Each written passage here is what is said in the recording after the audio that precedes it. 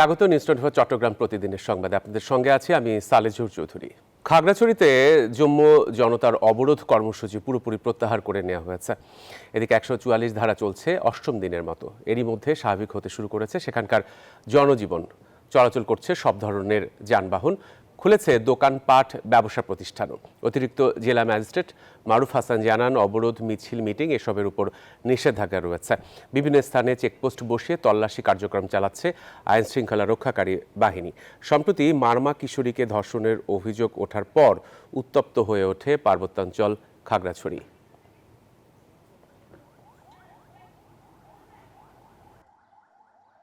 রাজধানী ঢাকাসহ সারা দেশেই থেমে থেমে বৃষ্টিপাত অব্যাহত রয়েছে। কোথাও কোথাও মাঝারি থেকে ভারী বৃষ্টিপাতেরও আভাস দিয়েছে আবহাওয়া অধিদপ্তর। বঙ্গোপসাগরে সৃষ্ট আবহাওয়ার নিম্নচাপের প্রভাবে এমন বিরূপ পরিস্থিতি। নিম্নচাপটি দুর্বল হয়ে এখন ভারতের ওড়িশায় অবস্থান করছে। এদিকে দেশের সব সমুদ্র বন্দরে এখনও 3 নম্বর সংকেত জারি করা হয়েছে। মাছ ধরার নৌকা ও ট্রলার সাবধানে রেখে চলাচল করতে বলা হয়েছে।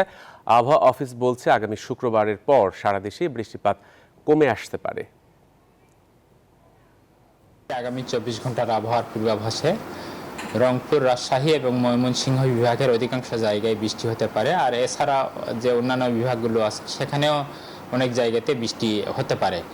আর বিশেষ করে আমরা যেটা দেখছি যে আজকে এবং আগামীকাল এই 2 দিন মূলত রংপুর, ময়মনসিংহ এবং সিলেট বিভাগেই বৃষ্টি বেশি হতে পারে এবং এছাড়া অন্যান্য বিভাগসমূহে বৃষ্টি তুলনামূলকভাবে কম হতে পারে। প্রথম বাংলাদেশি হিসেবে কৃত্রিম অক্সিজেন ছাড়াই 8000 মিটার উঁচু মানাসলু পর্বত শিখরে আরোহণ করলেন চট্টগ্রামের বাবর আলী। এটি বাবরের 4র্থ শৃঙ্গ ওঠার সফলতা। বাবর ছাড়াও একই দিনে মানাসলু পর্বতে আরোহণ করেছেন বাংলাদেশের আরেক পর্বতারোহী তানভীর আহমেদ। আবু জাবেদের ছবিতে নয়ন বড়ুয়া জয়ের প্রতিবেদনে বিস্তারিত।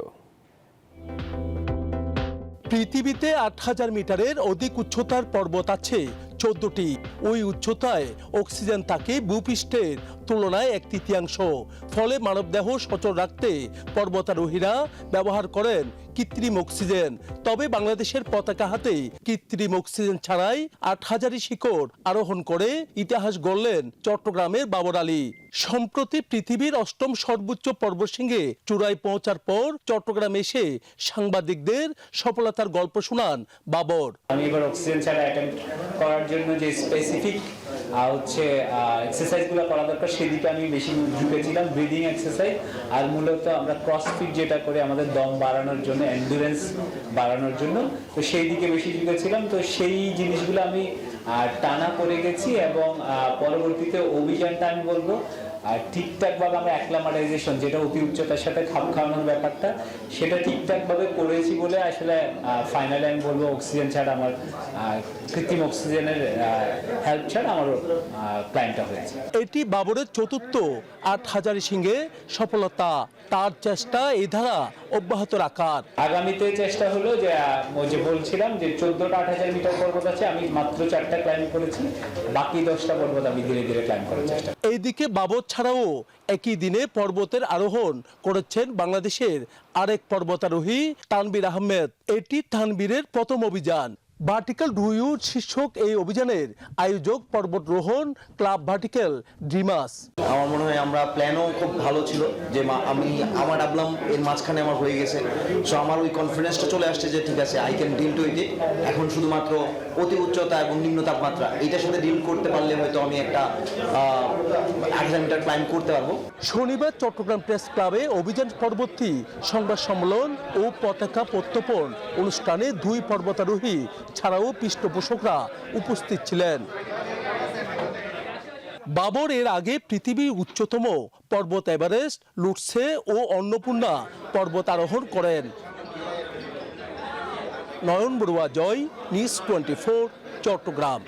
পাহাড়ের বুকে সবুজে ঘেরা প্রকৃতির নিবিড় আবেশে শুরু হতে যাচ্ছে মারমা সম্প্রদায়ের প্রাণের উৎসব শুভ প্রবারণা পূর্ণিমা। রোববার থেকে বান্দরবানে শুরু হবে এই উৎসব। এরই মধ্যে উৎসবকে ঘিরে সব ধরনের প্রস্তুতি সম্পূর্ণ করেছে আয়োজকরা। বান্দরবান থেকে HM সম্রাটের পাঠানো তথ্যচিত্র নিয়ে দেখুন ডেস্ক রিপোর্ট।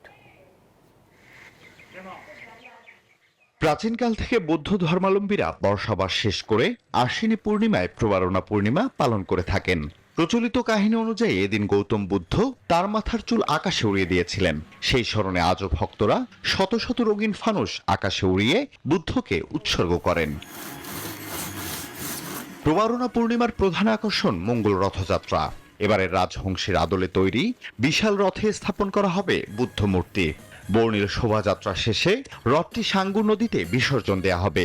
ভক্তরা প্রদীপ হাতে দেশনা গান গেয়ে অংশ নেবেন শোভাযাত্রায়। আমরা প্রবারণা পূর্ণিমা দিনে ভগবান বুদ্ধের কাছে উদ্দেশ্যে ফানুস উড়িয়ে থাকি। এই রথ আমরা 6 তারিখ বিহারের উদ্দেশ্যে রওনা দেব এবং 7 তারিখ পাড়া প্রদক্ষিণ করে সাঙ্গু নদীতে বিসর্জন দিব। 7 তারিখ নদীতে রথের সাথে আমরা এগুলো রং বেরঙের প্রদীপগুলো আমরা ওখানে বিসর্জন দিব। 5 অক্টোবর সন্ধ্যায় ঐতিহ্যবাহী রাজা মাঠে গুরুভ্রান্তদের নিয়ে ধর্মদেশনা ও সাংস্কৃতিক পরিবেশনার মধ্য দিয়ে শুরু হবে এই উৎসব। আমাদের এই যে উপযুক্ত অর্হত বুদ্ধকে যে পূজা করে সেই বিষয়ে দেশনার মাধ্যমে আমাদের অনুষ্ঠান উদ্বোধন হবে।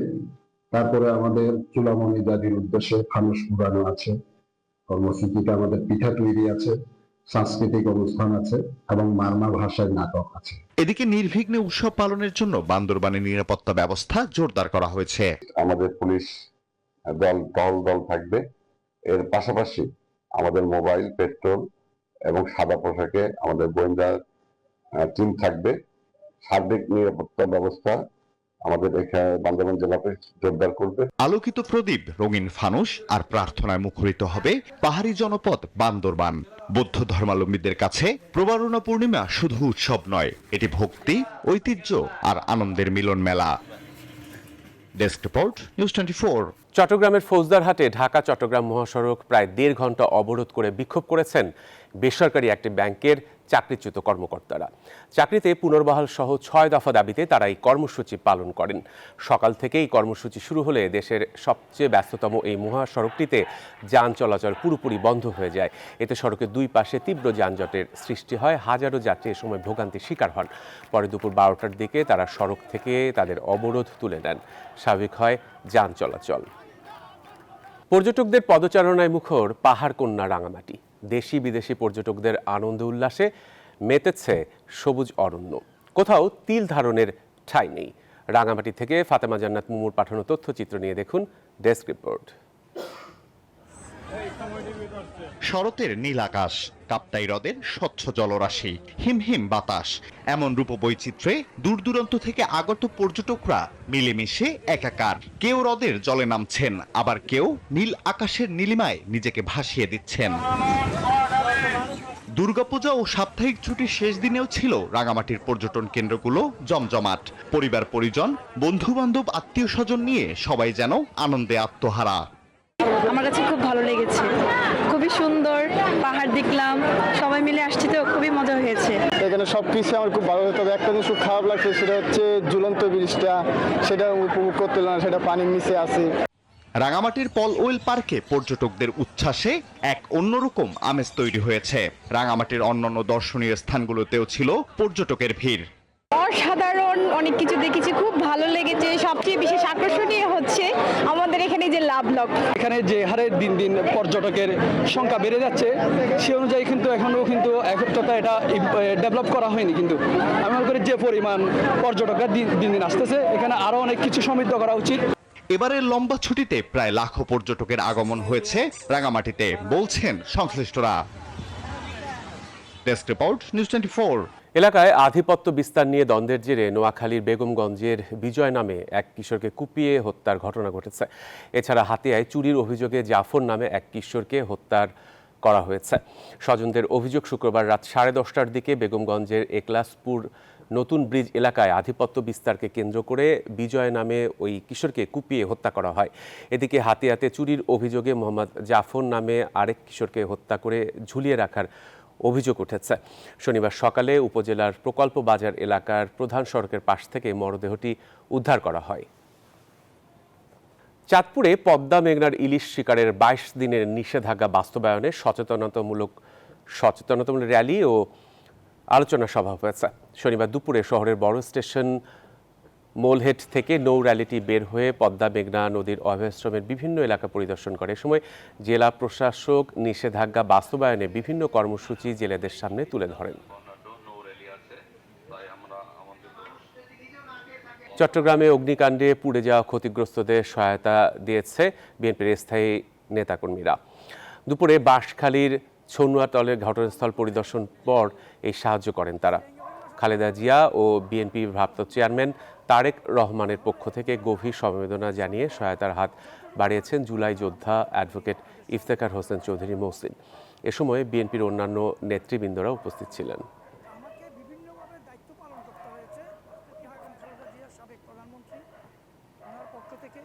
সর্বসাধারণের শ্রদ্ধা ও ভালোবাসায় সিক্ত হলেন ভাষা সংগ্রামী আহমদ রফিক। সকালে রাজধানীর কেন্দ্রীয় শহীদ মিনারে নিয়ে আসা হয় তার মরদেহ। সেখানে সাংস্কৃতিক, রাজনৈতিক সহ বিভিন্ন সংগঠন ও সাধারণ মানুষ শ্রদ্ধা জানান। এরপর তার মরদেহ নিয়ে যাওয়া হয় রাজধানীর ইব্রাহিম কার্ডিয়াক হাসপাতালে।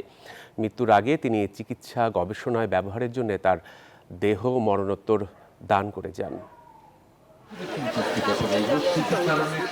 একটি জাতির আত্মপরিচয়ের প্রতীক মাতৃভাষার জন্য যিনি সারাটা জীবন কলম আর চেতনার শক্তি দিয়ে লড়েছেন, তিনি ভাষা সৈনিক আহমদ রফিক। ভাষা শহীদদের জন্য নির্মিত যে শহীদ মিনার জীবদ্দশায়, সেখানে অসংখ্যবার দাঁড়িয়েছেন বিভিন্ন দাবিতে। আজ সেখানেই সর্বসাধারণের শ্রদ্ধায় সিক্ত হলেন তিনি।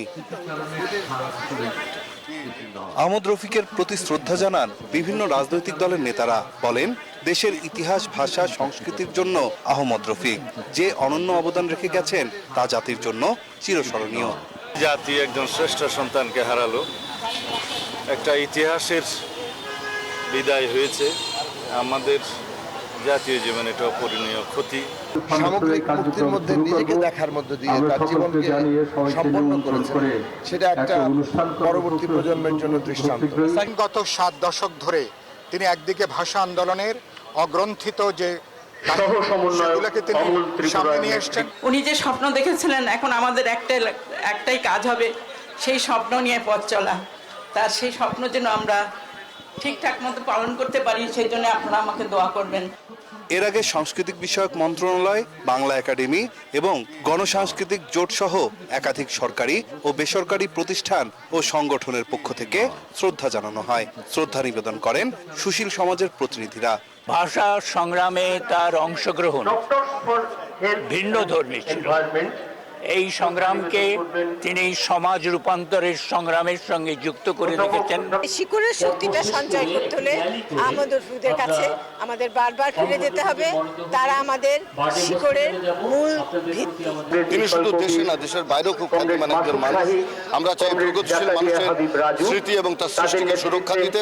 ওনাদেরকে আমাদের সাথে নিয়ে, আমাদের বুকের মধ্যে ধারণ করে এগিয়ে চলা।